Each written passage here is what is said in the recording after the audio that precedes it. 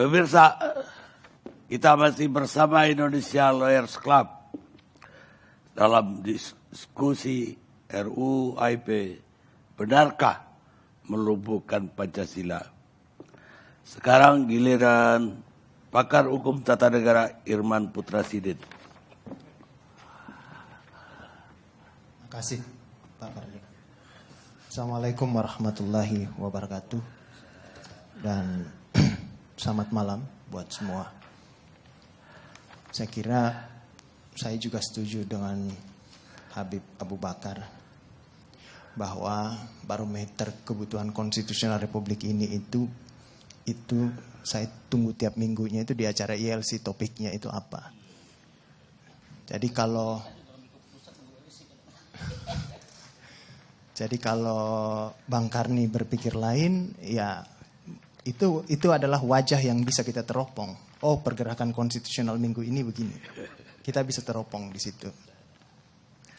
Makanya ketika topik ini kemudian dimunculkan, wah, kayaknya COVID udah mulai harus dipikirkan kembali pemerintah nih.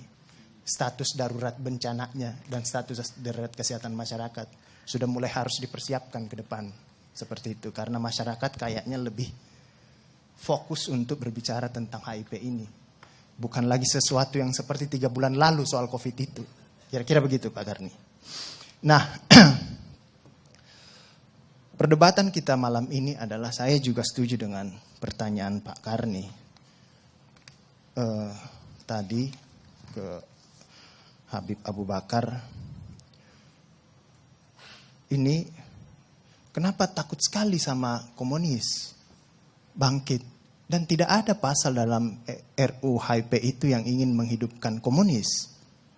Nah, pertanyaan itu yang kemudian saya mencoba mereka-reka. Ada apa ini? Kenapa tiba-tiba komunis kemudian kita memperdebatkan dan begitu kencang dan begitu ketakutan kita?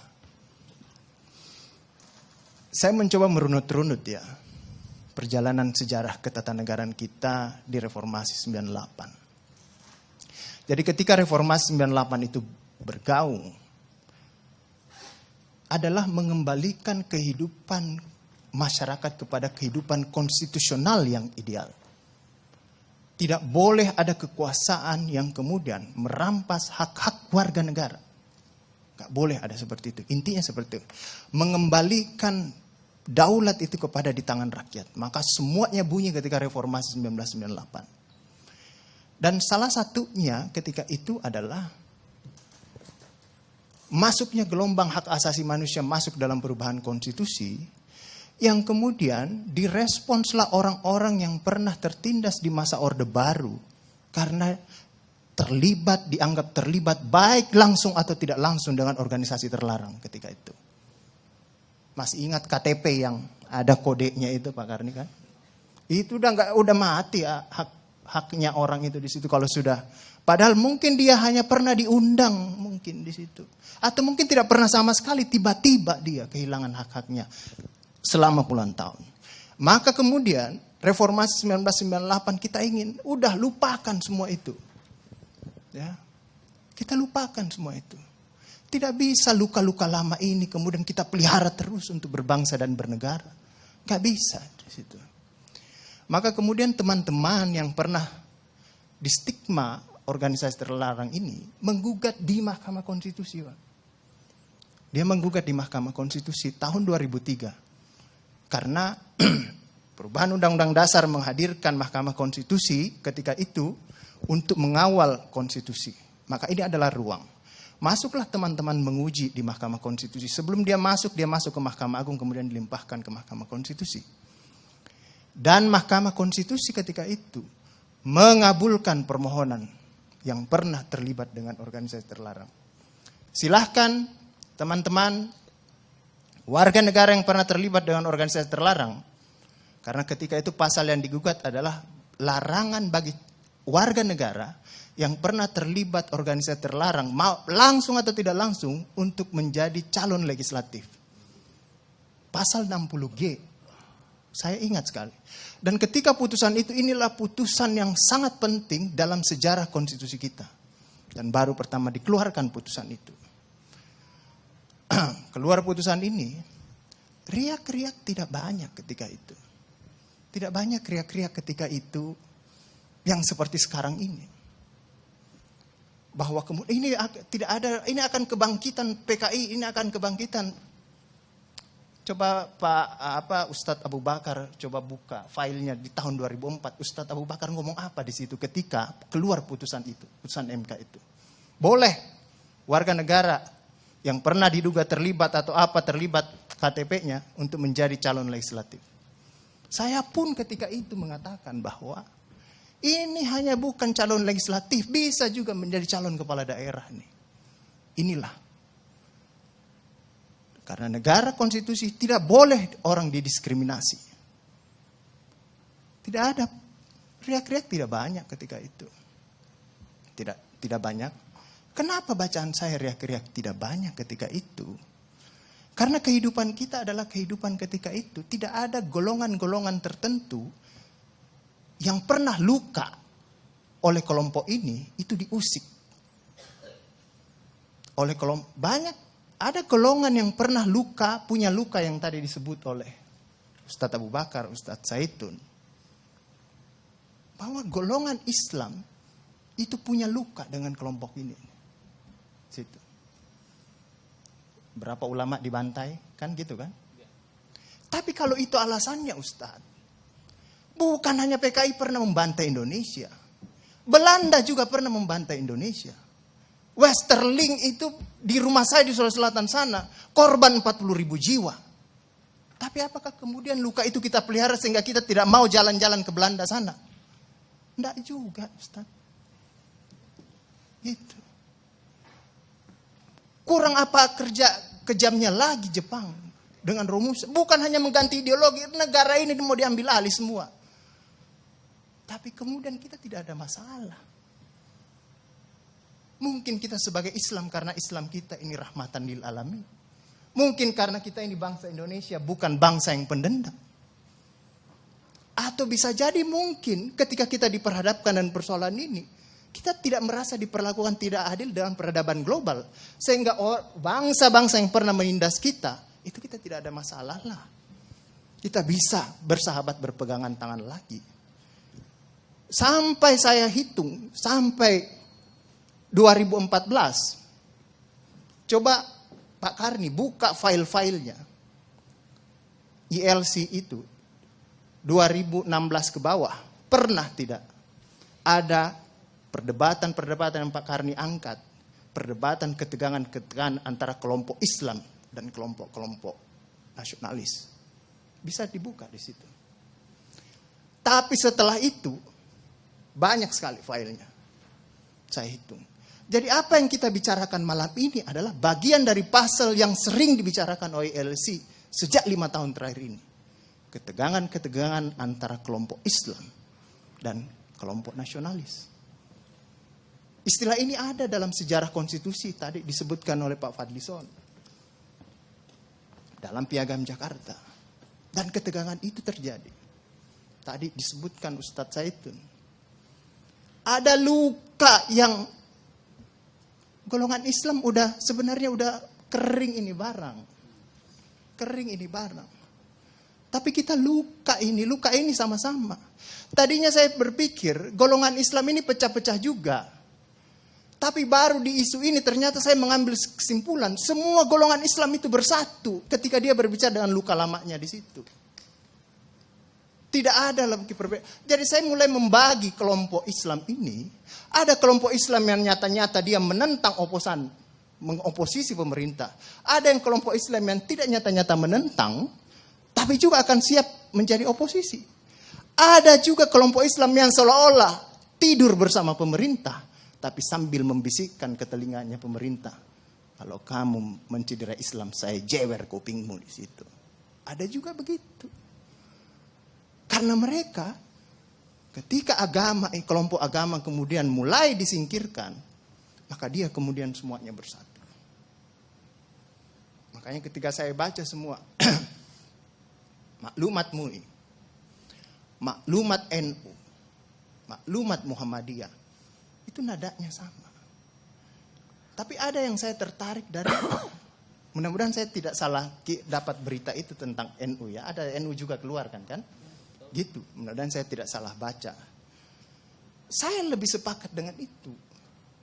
Bahwa kalau kita berbicara HIP ini sebenarnya adalah ini hati-hati. Ini bukan soal membangkitkan komunis. Tetapi mengembalikan tafsir Pancasila itu kepada pemegang kekuasaan pemerintahan. Mau memberikan itu kepada presiden. Makanya ada istilah pemegang kekuasaan pembinaan ideologi Pancasila di situ. Kalau tidak salah ada istilah itu. Kalau saya ditanya, perlu tidak dimasukkan itu TAP MPRS itu dalam HIP ini? Jangan, nggak usah dimasukkan. Karena kalau dimasukkan, akan masuk juga nanti itu saudara-saudara kita itu HTI, Khilafah dan lain sebagainya. Akan dimasukkan juga di situ. Kalau saya ditanya, nggak usah dimasukkan. Tapi lebih baik lagi kalau tidak usah dilanjutkan. Ya, dilanjutkan RUU-HIP ini. Nah, disinilah kemudian baru berapa minggu lalu, dalam 5 tahun terakhir ini, kelompok-kelompok Islam seolah menjadi terasing di negerinya sendiri. Itu yang dia rasakan. Berapa ulama yang berjuang mendirikan republik ini. Indonesia 80% penduduknya umat Islam. Tidak pernah meminta 80% hasil sumber daya alam yang dikuasai negara untuk umat Islam. Gak ada yang dia minta. Ada gak dia minta? 80% umat Islam penduduk Indonesia tidak pernah meminta 80% APBN untuk umat Islam. Gak ada yang dia minta. Sederhana permintaan umat Islam. Dia mau berdialog sama Tuhannya. Dia mengingatkan umatnya akan kebaikan. Yang tidak hanya mengajarkan doa makan dan doa minum. Tapi juga cara memilih pemimpin. Kan begitu kira-kira. Nah, inilah ketegangan-ketegangan. Ketika agamanya dinistakan, kok susah sekali ini membawa ke proses hukum. Muncullah demo berjilid-jilid. Yang kemudian berujung ulamanya tidak bisa pulang. Belum lagi penghujung. Kemudian ada agama yang diperhadapkan sebagai musuh besar Pancasila. Nah, ini yang menarik menurut saya. Saya ini Islam, tapi bukan pengetahuan Islamnya seperti Ustadz Ali Muhtar Ngabalin dan Ustadz Abu Bakar. Tapi dengan segala awam saya terhadap Islam. Ketika saya ditanya, Pancasila itu di mana dalam kehidupan saya? Maka saya akan mengatakan bahwa ketika saya lahir, orang tua saya itu membisikkan Pancasila di telinga saya. Cuma bahasanya bukan seperti yang tertulis dalam Undang-Undang Dasar itu. Dia membahasakan Allahu Akbar, Allahu Akbar. Asyhadu an la ilaha illallah. Asyhadu anna Muhammadar Rasulullah. Apa yang saya dengar di situ? Ketuhanan yang Maha Esa. Hayya 'alas shalah. Apa yang saya dengar di situ? Mari kita bersatu sama-sama. Karena kita akan mendirikan sholat. Dan Al-Ankabut mengatakan sholat itu mencegah kamu dari perbuatan keji dan mungkar. Ada kemanusiaan yang adil dan beradab. Saya dengar di situ. Hayya 'alal falah. Mari sama-sama menuju kemenangan. Kemenangan yang bagaimana kita peroleh? Kerakyatan yang dipimpin oleh hikmat kebijaksanaan dalam permusyawaratan perwakilan. Kemenangan yang bagaimana? Keadilan sosial bagi seluruh rakyat Indonesia. Itulah kemenangan yang kita tuju. Kita kembali lagi takbir. Allahu Akbar, Allahu Akbar. La ilaha illallah. Kita ulang lagi. Dan Pancasila yang kita tiupkan itu 5 kali sehari. Belum selesai di sini, selesai bunyi terus. Ya kan Ustadz kan? Belum selesai di daerah sini, selesai bunyi bertalu-talu terus. Seluruh dunia bertalu-talu. Inilah Islam. Yang kemudian sekarang dalam kelompok ini Ustadz Ali Muhtar Ngabalin. Saya banyak belajar dari beliau. Inilah yang kemudian sekarang, kenapa kami mau diperhadap-hadapkan? Kenapa kami ada yang menjalankan keyakinannya ketika dia celananya cingkrang, radikal. Atau dia pakai cadar. Dulu diperhadap-hadapkan. Saya Indonesia, saya Pancasila. Ada dulu itu, banyak sekali seperti itu. Kenapa kami seperti ini? Sekarang, Akhirnya sekarang semua orang disuruh pakai cadar. Seperti itu. Inilah kemudian rentetan yang membuat istilah tadi Ustadz Abu Bakar. Kok paranoid sekali dengan undang-undang HIP ini? Ada luka. Ada luka yang tadinya sudah mulai mengering, dilupakan. Tapi tiba-tiba ini kemudian dikhawatirkan. Jangan sampai Pancasila ini mau dipakai sebagai instrumen untuk membimbirkan kelompok Islam dalam republik ini. Apalagi kalau kita baca RUU-HIP itu, pemegang kekuasaan pembinaan ideologi Pancasila ada sama presiden.